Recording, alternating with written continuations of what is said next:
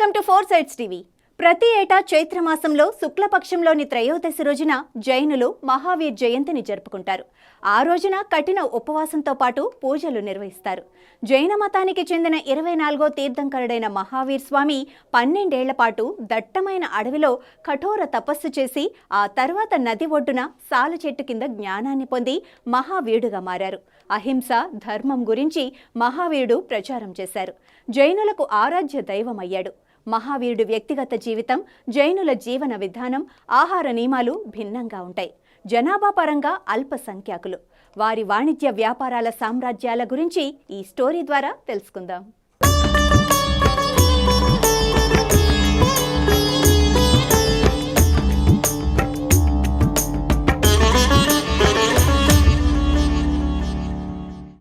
మహావీరుడు సమాజ శ్రేయస్సు కోసం, ప్రజల సంక్షేమం కోసం అనేక బోధనలు చేశారు.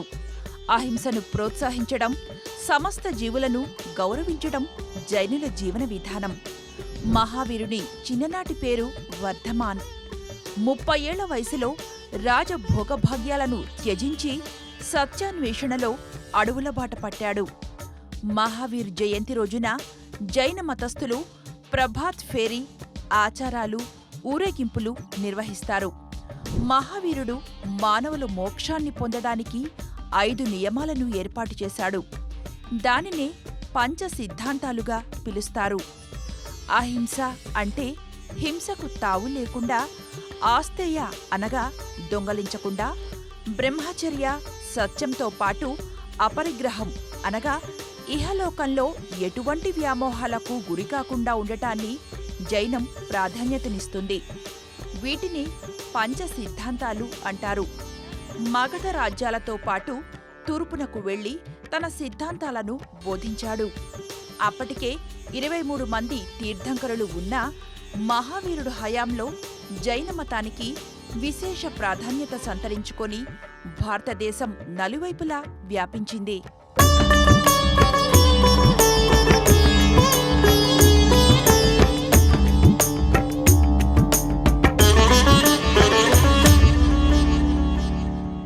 క్రీస్తుపూర్వం 599 బీసీ కాలంలో బీహార్లోని వైశాలికి సమీపంలోని కుండల గ్రామంలో మహావీర్ రాజు సిద్ధార్థ, రాణి త్రిశాల దంపతులకు మహావీర్ జన్మించాడు. 28 ఏళ్ల వయసులో ఆయన తండ్రి మరణించాడు. ఆ సమయంలో యశోధరను పెళ్లి చేసుకున్నాడు. వీరికి ఒక కుమార్తె పుట్టింది. రాజకుటుంబంలో పుట్టిన తనకు విలాసాలు, సౌకర్యాలకు ఏమాత్రం లోటు ఉండేది కాదు. అయినప్పటికీ వాటిని కోరుకోలేదు. సంపన్నమైనవి ఏవీ ఆయనను ఆకర్షించలేదు. అందుకే తన ఉనికి గురించి తెలుసుకునేందుకు ప్రయత్నించాడు. 30 ఏళ్ల వయసులో రాజ్యాన్ని, తన కుటుంబాన్ని, ప్రాపంచిక విధులను వదిలేసి అంతర్గత శాంతి, ప్రశాంతత కోసం అడవికి వెళ్లాడు. 12 ఏళ్లపాటు కఠోర తపస్సు చేసి జ్ఞానోదయం పొందాడు. తరువాత ఆయన మహావీరుడిగా మారాడు. అనంతరం మగధ రాజ్యాలతో పాటు తూర్పునకు వెళ్లి తన సిద్ధాంతాలను బోధించాడు. బింబిసారుడు, అజాతశత్రువు తదితర రాజులను కలుసుకున్నాడు.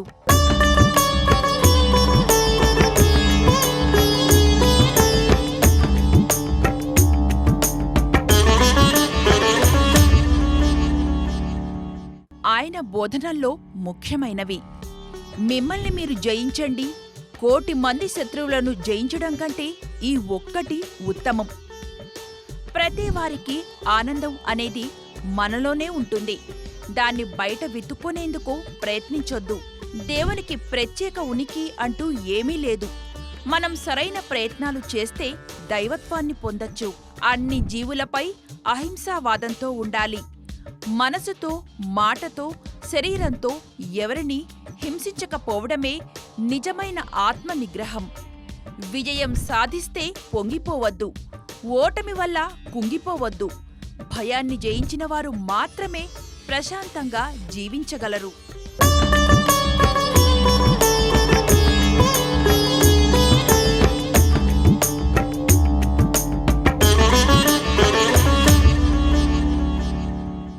సూక్ష్మజీవులకు కూడా హాని తలపెట్టకూడదని జైనులు సదా మాస్కు ధరిస్తారు.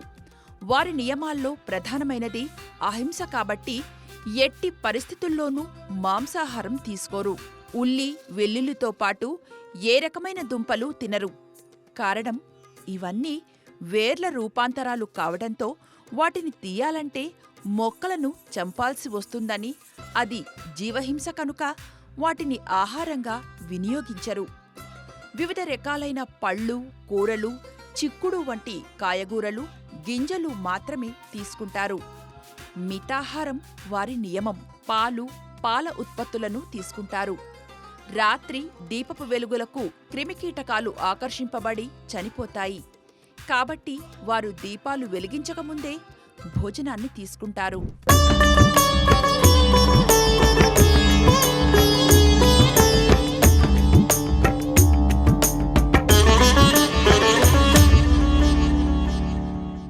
భారతదేశంలో వారి జనాభా 0.41% అంటే 5,14,66,697. భారత్ తర్వాత ఎక్కువగా వారి జనాభా ఉన్న దేశాలు అమెరికా, కెన్యా, ఇంగ్లాండ్, కెనడాలు. జనాభా పరంగా తక్కువే అయినప్పటికీ వర్తక వాణిజ్యాలలో వారిది పైచేయి. ప్రపంచంలో అతిపెద్ద జైన వ్యాపారవేత్తల్లో ఒకరు అదానీ.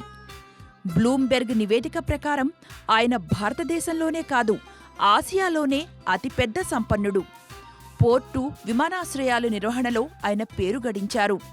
ఫార్చ్యూన్ వంట నూనెలు వారి సంస్థవే.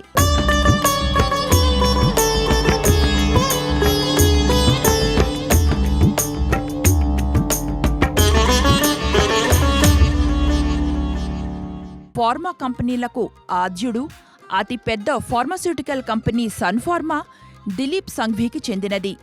ఆయన కూడా జైనుడే. ర్యాన్బాక్సీ కంపెనీని సన్ ఫార్మా టేకోవర్ చేసింది.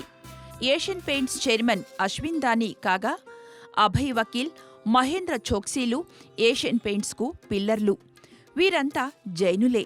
భారతదేశంలో అతిపెద్ద news print media group Times of India ఎవరిదో తెలుసా? జైనుడైన దాల్మియాది. దాని ప్రస్తుత అధినేత సాహుశాంతి ప్రసాద్. ఆమె దేశంలోనే ధనవంతురాలైన మహిళగా నిలిచారు. ఆకాశ హర్మ్యాలు నిర్మించిన real estate tycoon Mangal Prabhat Lodha, భారత్లోనే అతిపెద్ద డైమండ్ కంపెనీ అధినేత రుసెల్ మెహతా కూడా జైనులే. ఆయన కూతురు శ్లోకా మెహతాను Asia business tycoon Mukesh Ambani పెద్ద కుమారుడిని పెళ్లి చేసుకుంది. భారత్లోనే అతిపెద్ద మైక్రో ఇరిగేషన్ ప్రాజెక్టుల సంస్థ జైన్ ఇరిగేషన్ సిస్టమ్స్ అధినేత భవర్లాల్ జైన్. వీరంతా జైనులే.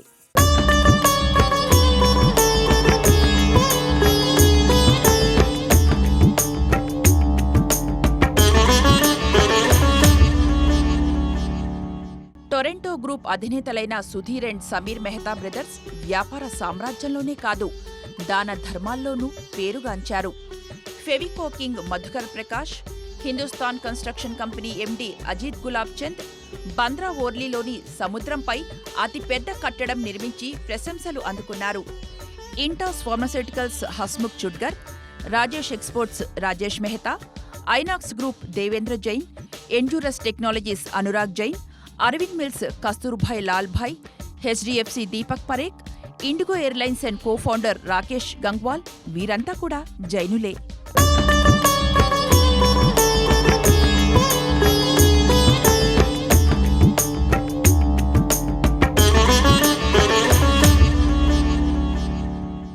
బిలియన్స్ టు మంక్స్ అంటే 100,000 కోట్లు ఉన్నా సన్యాసం స్వీకరించేవారు కూడా జైనుల్లోనే అధికం.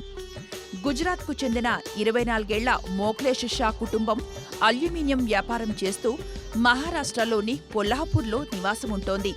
వారి వార్షిక వ్యాపార టర్నోవర్ 100 కోట్ల వరకు ఉంటుంది. ఆ కుటుంబం నుంచి సన్యాసి దీక్షను తీసుకుంటున్న తొలి వ్యక్తి ఆయనే కావడం విశేషం. దేశ రాజధాని ఢిల్లీలో ప్లాస్టిక్ కింగ్గా పేరొందిన బిలియనీర్ భన్వర్లాల్ రఘునాథ్ జోషి తన 600 కోట్ల విలువైన వ్యాపార సామ్రాజ్యాన్ని త్యజించి సన్యాస దీక్షను స్వీకరించారు. సూరత్ డైమండ్ బిజినెస్ చేస్తున్న దేవాన్షి సంఘ్వి పెద్ద కుమార్తె దీక్ష తీసుకుంది. మరో డైమండ్ బిజినెస్ చేస్తున్న దీపేశ్ షికా షాలు కూడా సన్యాసం స్వీకరించారు. రియల్ ఎస్టేట్ వ్యాపారి భవేష్ భండారీ, ఆయన భార్య 200 కోట్ల సంపదను కాదని దీక్ష చేపట్టారు. అంతకుముందే వారి పిల్లలిద్దరూ దీక్ష తీసుకోవడంతో భవేష్ ఆయన భార్య కూడా సన్యాసం స్వీకరించారు.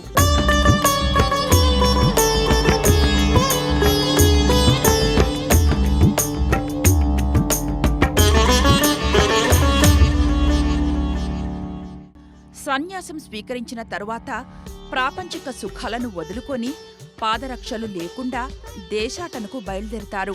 కేవలం 2 జతల తెల్లటి దుస్తులు, భిక్ష కోసం ఒక పాత్ర, తెల్లటి చీపురు అంటే రజోహరన్ జైన సన్యాసులు కూర్చునే ముందు చుట్టూ శుభ్రం చేయడానికి ఉపయోగిస్తారు.